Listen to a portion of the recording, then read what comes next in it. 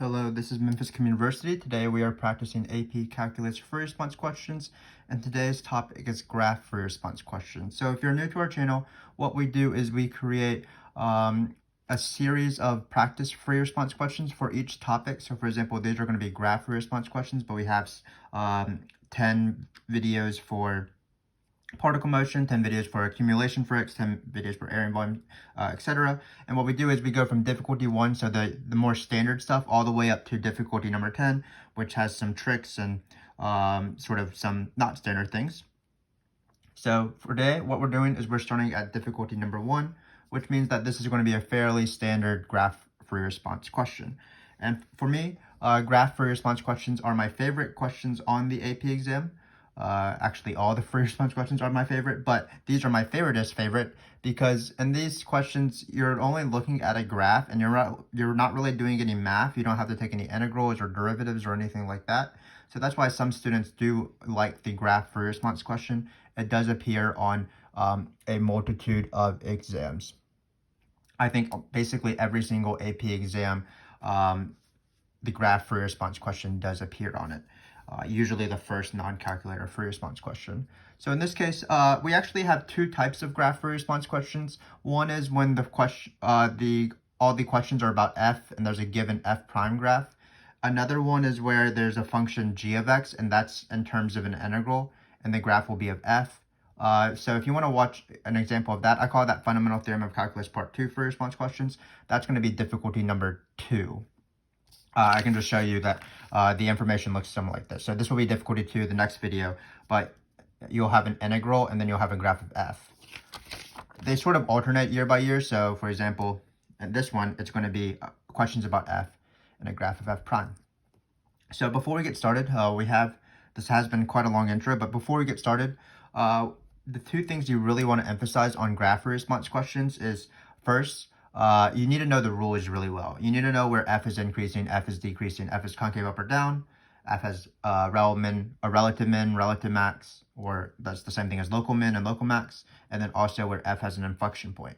Because if you know those 4 main rules really well, all those questions become sort of trivial. No matter what the graph is, you can just apply those rules, and we are going to heavily emphasize those 4 rules plus absolute max or min throughout this video series. So for example, in this video, the last 3 questions are those rules. The second main thing you want to be used to is you want to be able to use the Fundamental Theorem of Calculus in order to find f values. We'll see that at the very beginning of this free response question. Basically, what you do is you set up the Fundamental Theorem of Calculus, and it will be in terms of an integral, and then you'll be using areas to find integrals, but there's a little bit of sort of tricks and things you want to keep straight as you do that, and we'll mention them certainly. So before we start, let me just read this question. This graph isn't super pretty, but the information in this paragraph will help us. So first off, there's horizontal tangent lines at f prime, just basically meaning that the peak of this hill is at 1, the valley of these, or the nadir is the right word. The nadir of these valleys are at -2 and 2, just what it looks like. And then a lot of times you do have to find areas, but this is difficulty number 1, so we do just have areas. The area of this little valley right here, so this enclosed region is 6 supposedly, and this hill is 8, and then this last part is 4. So the first question again will be Fundamental Theorem of Calculus. So you really know when you do the Fundamental Theorem of Calculus when it says something like given f of 2 equals 5. And then you're like, oh, this is Fundamental Theorem of Calculus. And this works in the same way in particle motion free responses when they give you an initial position. Same thing in rate out FRQs when they give you a initial amount. So the Fundamental Theorem of Calculus, of course, comes quite often. So in this case, the question actually asked me to write out the Fundamental Theorem of Calculus first. So let me do that for you. So what it's going to be f of x equals, and then it's going to be f of 2 plus 5 on the bottom. Sorry, not 5 on the bottom, 2 on the bottom. And then we're going to write x, and then it's going to be f prime of t. So always when I do my Fundamental Theorem of Calculus questions, I always put the given number on the bottom here, So the given x value on the bottom 2, and then this is the given y value. So given x, given y, want x. Why I changed these to t's? Well, when I plug into the integral, I only want to plug it into the top, this upper limit right here. I don't want to plug it into the what is called the integrand, because then it'll be not the function I want. It will actually just be a number because you're just plugging in numbers. So you definitely want to avoid that, and you'll see that when we plug in 4 and -3. So let me just rewrite this. Because we do note f of 2, again, it's given. I'm going to write it as 5. So this is the answer to part 1. It'll help us when we find f of 4 and f of -3. So let me write those out. So it's f of 4. So if you're doing f of 4, well, you'll just take this formula and you'll plug in 4 into the top. So we do that. Great. And same thing with f of -3. We can already set up that formula. So usually in these questions, they do ask 2 points, which is kind of weird because you might be wondering, well, why are they asking me 2 different, basically the same question back to back, f of a number, but then another f of a number. And it's because of the difference between these numbers when you plug them in. So notice when you plug in the 4 here, the 4 is bigger than the 2, which is always great. So for this one, all we're going to do is 5 plus the area. But for this one, notice that the -3 is smaller than 2, even though the -3 is the upper limit. Here is one of the only cases where you actually have to flip the integral and negate it, because by definition, when you take an integral using area, the smaller number has to be on the bottom. So here you have to do one additional step, and you have to write it as -3, 2. With a minus, because that's the key step. When you flip an integral, you negate the integral. That's an integral property. So in this case, what I like to write is 5 minus area. So in this case, we're trying to find 5 plus the area, and then on this one, we'll do 5 minus the area. And keep in mind, the number 2 is very important. You're not going to find the entire area every single time. You're always finding the area between 2 and 4, and the area between -3 and 2 in this case. Also, area is still the same thing. So there are a little bit tricky in terms of negatives and things like that. So remember that. So let's take this for example. So the first one, hopefully you can appreciate this high technology that we have here. But the area is from 2 to 4. So again, we're just finding the area of this thing right here. But it's given as 4. So that's just it. So it's going to be 5 plus 4. If you continue watching this video series, you will have to find the area of shapes, for example, triangles and rectangles and semicircles. So I'll be on the lookout for that if you want to practice those. But in this case, this area is 9. So this one was a bit easier. Again, all we did was plugged in 4 into the top, and we found the area. So this is setting up the fundamental theorem of calculus. Now we have to do -3. But notice that -3, there's 2 areas. So we're going from the area from -3 to 2. So remember that the rule is, if the function is above the graph, that means it's positive area. If the function is below the graph, that means it's negative area. Remember that the area is always the area bounded by the x-axis in the region. So here, the shaded area would be something like this, and here would be like this. But again, this left part counts as negative area because it's under the x-axis, and this right part counts as positive area. But we need to be careful because we already have a negative from the flipped integral. So when I write this, I'm going to write 5 minus, and then I'm going to put the area of between -3 and 2 in parentheses, just to be very careful.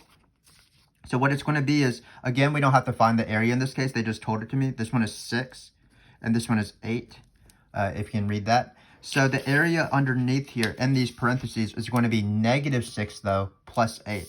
And notice how careful I am with parentheses, because there's a lot of negatives going on. There's 2 possible negatives. There's negatives because you're underneath the x-axis, which you have to account for. That's what this negative is right here. And there's also a negative before we even started doing the areas, because when we plugged in -3, we had to negate the integral by flipping it. So that's why this negative is here. But if you are careful with negatives, it's definitely not too bad. So this one, for example, is going to be 5 minus 2, I believe, which is equal to 3. And that's how you do fundamental theorem of calculus. Let me just remind you exactly what we did, because afterwards we will be just talking about rules mainly. So when you see a graph free response question where the given is f prime, and then they immediately say, well, f of a number is equal to a number, you circle that and you just think in your mind, I will eventually be doing fundamental theorem of calculus. And when am I going to be doing that? It's whenever I need to find an f value. So for example, if they say find f of whatever, find f of whatever. Keep in mind that this would also be the case if you were trying to find the absolute max of velocity, of f, sorry about that, not velocity, I don't know why I said velocity. But if you're finding the absolute max or min of f, you're going to be finding f values eventually when you construct the table. I believe that will be difficulty number 3. We'll have an example of that if you want to check that out. But that's when you have to do the fundamental theorem of calculus, because we need f values. So you do the fundamental theorem of calculus in these picture questions, in these graph questions, whenever you need f values. And again, this is how you set it up. So the given x value is on the bottom here. The given y value is added to the integral, and then you're going to plug in numbers into the top of this integral right here. And when you do so, it's nice to change these to t's just to be exact. When you plug in a number that's bigger than the bottom number, that's great. You will just find 5 plus the area, or the given y value plus the area between these two numbers.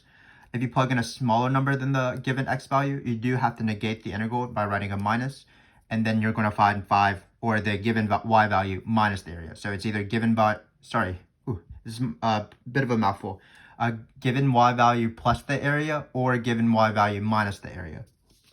And whenever you're doing the area, just be careful. Things above the graph are considered positive, and then things below the graph are considered negative. So if you have certain pieces when you're doing area where some of it is negative, some of it is positive, it's just nice to wrap that thing around with parentheses. Find the area within these parentheses, and then do either 5 plus or 5 minus, given y value plus, given y value minus on the outside of the parentheses. And that's how we do fundamental theorem of calculus. You'll see again in difficulty number 3, we'll do it again, probably in difficulty number 5. It does appear quite often, if not every single time, when you are given an f prime graph and you're asked questions about the f values, because that's when the fundamental theorem of calculus is required. So that question is the integral part of this question. The rest of this is going to be shapes of curves. I encourage you to watch some of our shapes of curves videos. We have intros to these free response questions, as well as going over each of these topics. It is our longest playlist because it is one of the most important topics on the AP exam, probably after the third most important after derivatives and integrals. So before we get started with these rules, because this is difficulty number 1, I did want to remind you as much as possible what the rules actually were before we even look at this. So I have this sheet of paper here. Again, we have pretty high technology that we're dealing with, so it should be pretty fun. I like to make this grid, or a lot of my students like to make this grid, discussing the 4 main rules of shapes of curves. So remember, the easiest one that people know is f is increasing when f prime is positive, and then it's the opposite when f is decreasing, when f prime is negative. Great. Then we're going to do concave up. So f is concave up. There's actually 2 rules for concave up because of this rule actually right here. The first rule I'm going to put in parentheses, f double prime is positive. There's a second rule, which is f prime is increasing. Let me explain this after I discuss concave down. So f is concave down is the reverse of this.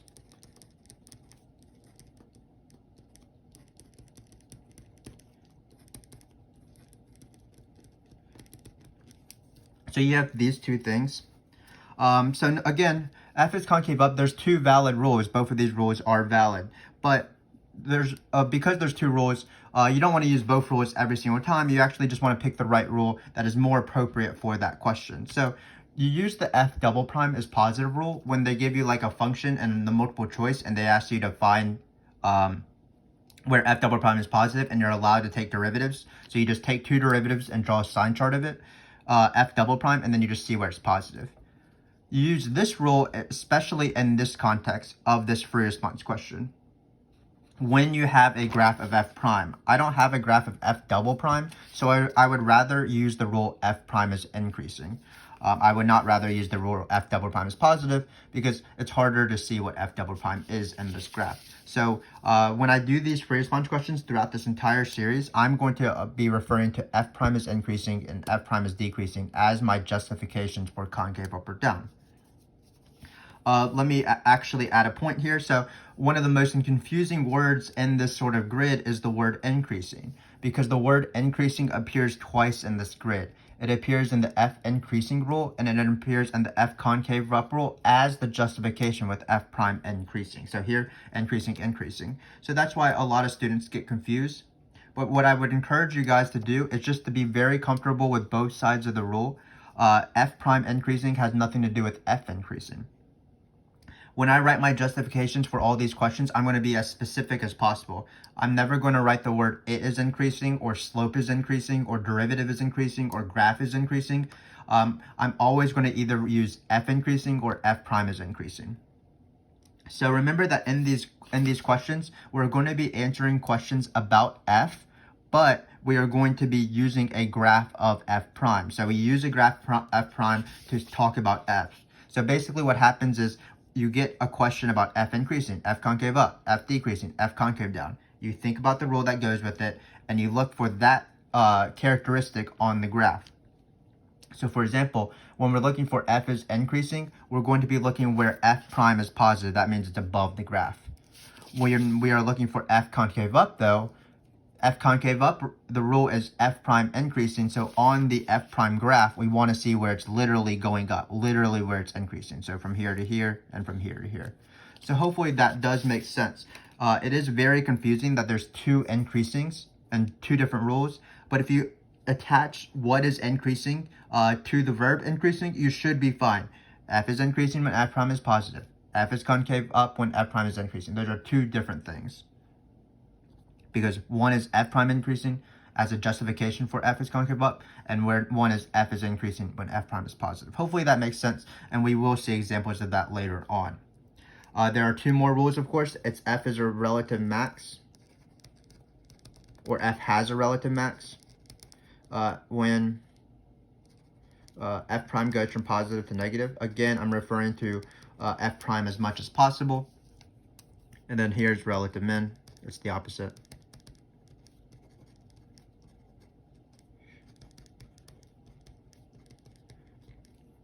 Just think in your mind, well, when you go up, when you run uphill, so f prime is positive, that means f is increasing, and then you go downhill, that means you ran over a hill, so that's a relative max.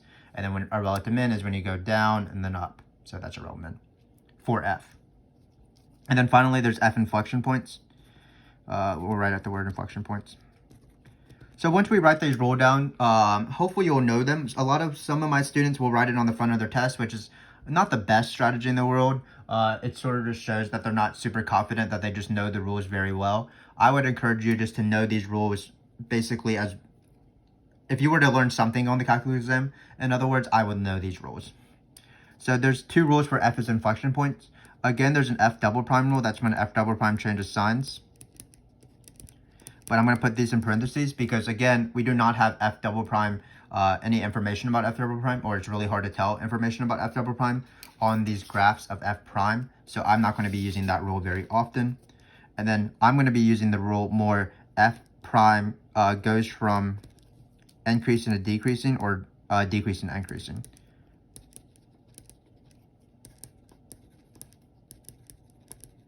So remember, f prime goes from increasing means that f is concave up and then it's concave down, so f does change concavity, or decreasing to increasing.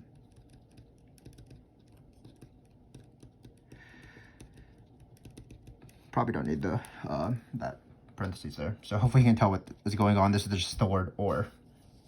So again, just knowing these rules is just very helpful. It's sort of, once you know these rules very well, all these questions are the same. They can't really trip you up in terms of the graphs. You just apply the rule to them. And again, I like these rules a lot because I don't have to do any math. I just have to look at a picture. So if I know the rule well, I just have to look at a picture.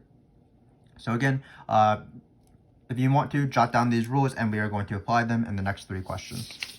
So the first question says, on what intervals contained in -3x is less than 4, so just, I guess, the entire guy here, all the way down, is the function f, we should probably write f, both concave up and increasing. So oftentimes on the AP exam, they'll combine the concave up or down with increasing or decreasing because it's too, when they're sort of by themselves, it's too easy. So they just want to combine two easier questions into a medium level question. So again, let me just show you how I like to do shapes and curves questions.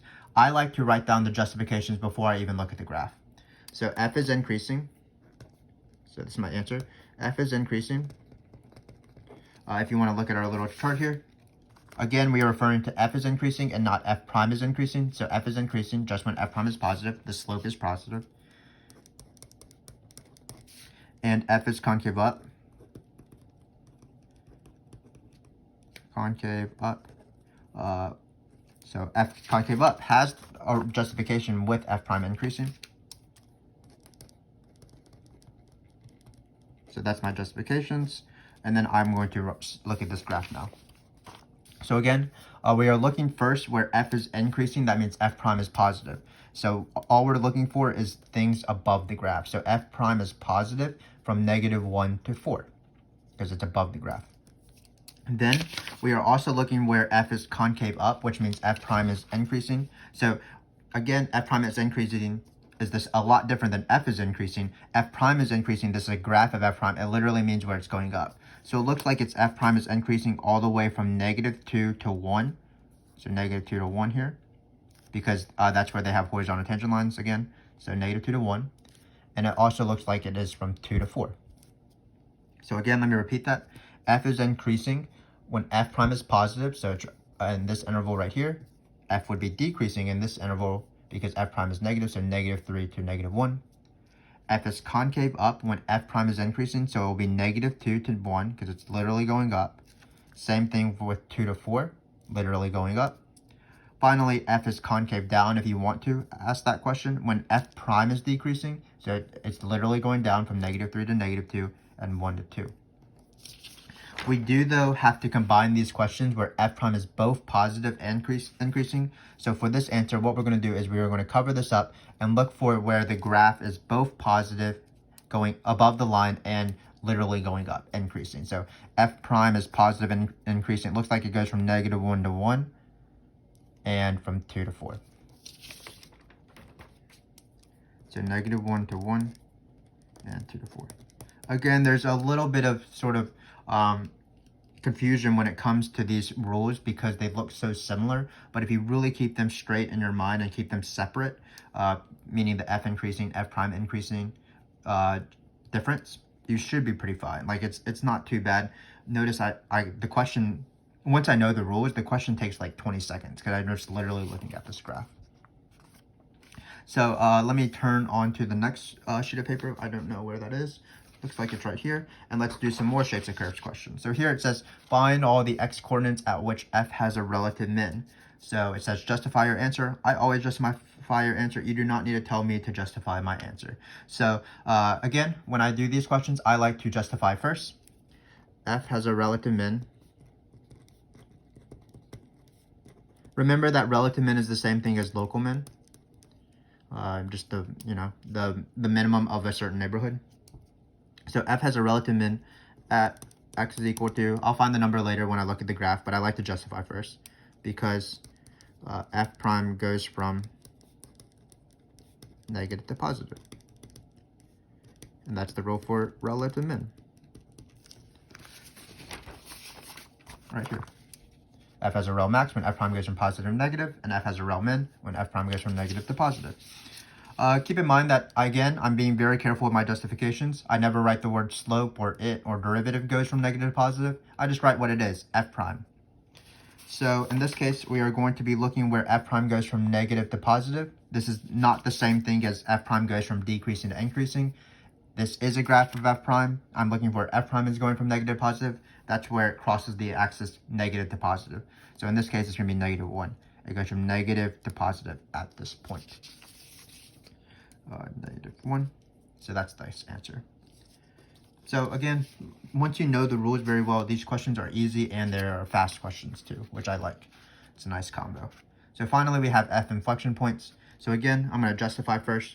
F has an inflection point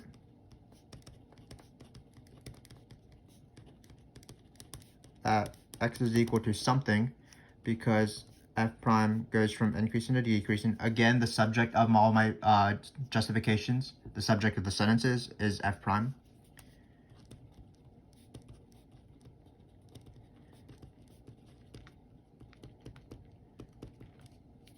And then I'm going to write, it also has it at x is equal to another some x's. Still haven't looked at the graph yet because f prime goes from decreasing to increasing. Just be careful that if it's increasing to increasing, it doesn't count as an inflection point. So, and x is equal to this because, so again, just writing my justifications, because I know that even if I look at interpret the graph wrong because I just can't see, I might get points just through these justifications. So that's why I like to write out and be sure that I'll at least get some points. So in this case, so again, this was the rule for inflection points. We did choose this rule as opposed to the f double prime rule because we do have a graph of f prime on our hands. So let's see where it goes from increasing to decreasing. And again, by it, I mean f prime. It's always good to be specific. So f prime goes from increasing to decreasing, literally where it goes uphill and then downhill. Looks like at this point right here. Like it goes increasing to decreasing. So that's going to be at x is equal to 1. And then where does f prime go from decreasing to increasing? Well, it looks like it's -2 and 2. So it's going to be at -2 and 2. And that is the answer. So that's how you do shapes of curves questions.